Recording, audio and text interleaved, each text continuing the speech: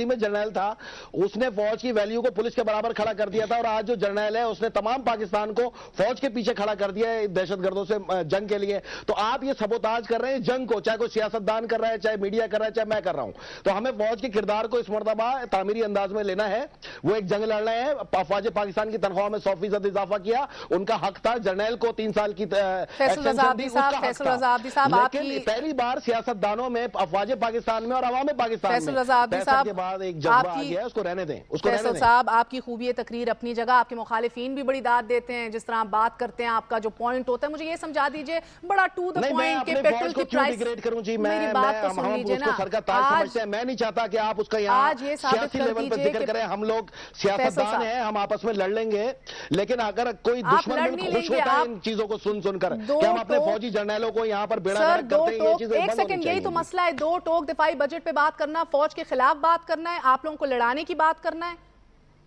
نہیں دیکھیں, اگر دفاعی بجٹ کے لیے اگر کوئی سامنے برابر میں دشمن ملک صبح شام تیاریاں کرے, وہ بحری بیڑے بنائے, وہ میزائل بنائے, تو ہمارا حق ہے کہ ہم اپنے ملک کی دفاع کے لیے سب کچھ لٹا دیں. آپ کی ہمت ہے کہ آپ ان سے پوچھ سکیں کہ دفاعی بجٹ میں غیر دفاعی اخراجات کیا ہو رہے ہیں, TADs ہیں, ہم سب پیش ہیں.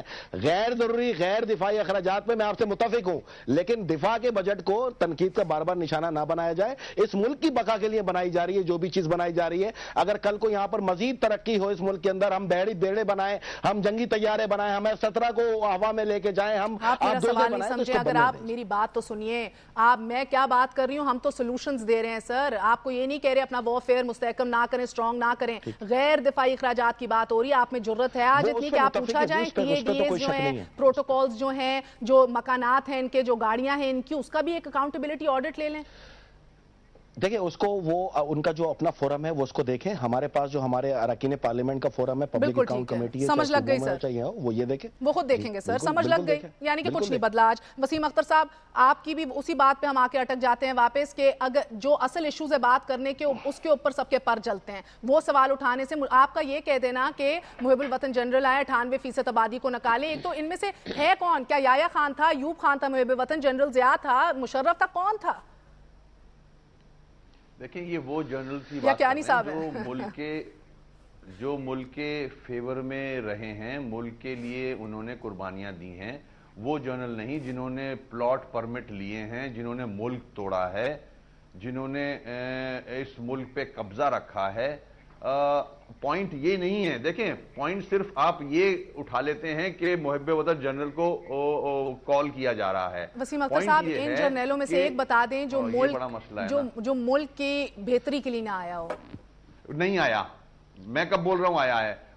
اس بہتری کے لیے ہی تو آواز دی جا رہی ہے. کوئی ایسا آدمی جو اس ملک کے عوام کی قدر کرتا ہو, عوام کے مسائل جو حل ہو کے نہیں دے رہے 63 سال میں, وہی جرنل جو ہے اس نے ماضی میں مختلف جماعتوں کو عروج پہ لے کے آئے ہیں. وہ آج بھی لوگ رات کے اندھیرے میں انہی جرنلوں سے جا کے ملتے ہیں. کم از کم الطاف بھائی تو لاؤڈ سپیکر پہ جرنل کو بول رہا ہے. یہاں تو رات کے اندھیروں میں ڈرائنگ روموں میں بیٹھ کے باتیں کرتے ہیں اور پھر ان کو ہی خلاف بولتے ہیں, ان کے آسرے پہ ہی آتے ہیں. تو الطاف بھائی نے تو کھل کے کہہ دیا کہ جو شخص ایسا جو اس نظام سے چھٹکارا دلا دے اس عوام کو, یہ جو میوزیکل چیئر چل رہی ہے اس میں عوام کے مسائل حل نہیں ہوئے ہیں 63 سال میں. کوئی ایسا حب الوطن آدمی آئے, کیونکہ یہ اسی سے ڈرتے ہیں صرف, اور کسی سے نہیں ڈرتے.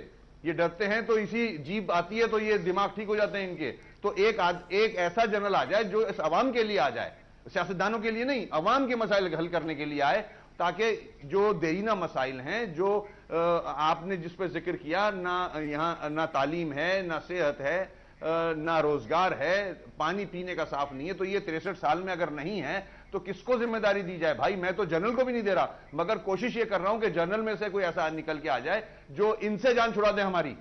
میں عابد شیر علی صاحب, جب میاں صاحب اقتدار میں آئے تھے وہ ایک بات کہتے تھے بار بار, یقیناً آپ کو بھی یاد ہوگی, کہ زندگی, جان اور مال پہ کا جو تحفظ ہے اس کے اوپر ایک عام شہری کا, ایک عام آدمی کا اتنا ہی حق ہے جتنا وزیر یا وزیر اعظم کا ہے. مگر جس سیکیورٹی سنڈروم سے پنجاب حکومت سفر کرتی ہے, یقیناً آپ اس سے آگاہ ہوں گے. آپ کو پتہ ہے کتنے اخراجات ادھر ہیں؟ مار بخاری, میں پہلے جواب دیتا چلوں کہ مجھے ہنسی آتی ہے جب آپ محب وطن جرنیلوں کا کمپیریزن کرتی ہیں. تو میں تو یہی پوچھتا ہوں کہ جو پرویز مشرف کو بھی انہوں نے کہا کہ جی وہ بھی محب وطن نہیں تھے اور 5 سال بڑے مزے کے ساتھ اقتدار کو انہوں نے انجوائے کیا، اور اس وقت یہ انقلاب کی باتیں، اس وقت پاکستان کی تقدیر کو بدلنے کی باتیں، اس وقت پاکستان کی 16 کروڑ عوام کی باتیں، اس وقت تعلیم روزگار کی باتیں، تو یہ تو پھر خام خیالی ہے نا جی۔ آپ پھر آپ نااہل لوگ ہیں کہ آپ اپنی ذمہ داریوں کا احساس کرتے ہوئے آپ کسی اور سے ڈیمانڈ کر رہے ہیں۔ بے اقتدار آپ کے پاس رہا، صوبوں میں آپ بیٹھے ہوئے ہیں اور ڈنڈا آپ کے ہاتھوں میں ہے اور ڈھونڈ رہے ہیں آپ باہر کسی جرنیل کو۔ آپ اپنے آپ میں کیوں نہیں جرنیل ڈھونڈتے؟ آپ اپنے آپ میں کیوں نہیں اکاؤنٹیبلٹی کرتے؟ آپ اپنی چیزوں کو درست کرتے، لوگوں کو ایک ڈائریکشن دیں کہ ہاں ہم ہیں اس ملک کے جرنیل، ہم ہیں اس پاکستان کی تقدیر کو بدلنے والے۔ مجھے تو ہنسی آتی ہے کہ یہ لوگ الیکٹ ہو کے پھر کیسے آ جاتے ہیں کہ آپ جرنیلوں کو ڈھونڈتے ہیں۔ بھئی آپ نے اگر ملک میں یہی نظام لانا ہے، انہی لوگوں کے سر پہ آپ نے سیاست کرنی ہے، تو پھر خدا را لوگوں کے لیے یہ راگ الاپنا کہ جی مہنگائی ہے، بے روزگاری ہے، تو کم از کم اس سے لوگوں کی جان چھوٹ جائے گی۔ جہاں تک آپ ایکسپینڈیچرز کی بات کرتی ہیں، میں بینگ سٹیزن آف پاکستان میری یہ خواہش ہے کہ وزراء کے پاس جو اسکواڈ چلتا ہے وہ بھی نہیں ہونا چاہیے۔ اچھا، آپ کو پتہ ہے نا لیڈ فورس کا 70% جو ہے وہ پنجاب میں بی ٹی آئی پیز کے ساتھ ہے۔ تحفظ ہونا چاہیے جتنا پھر عابد شیر علی صاحب 3 جگہوں کو لاہور میں وزیر اعلیٰ ہاؤس قرار دے دیا گیا ہے۔ میری بات کو میں اس سے کوئی نراف نہیں کرتا۔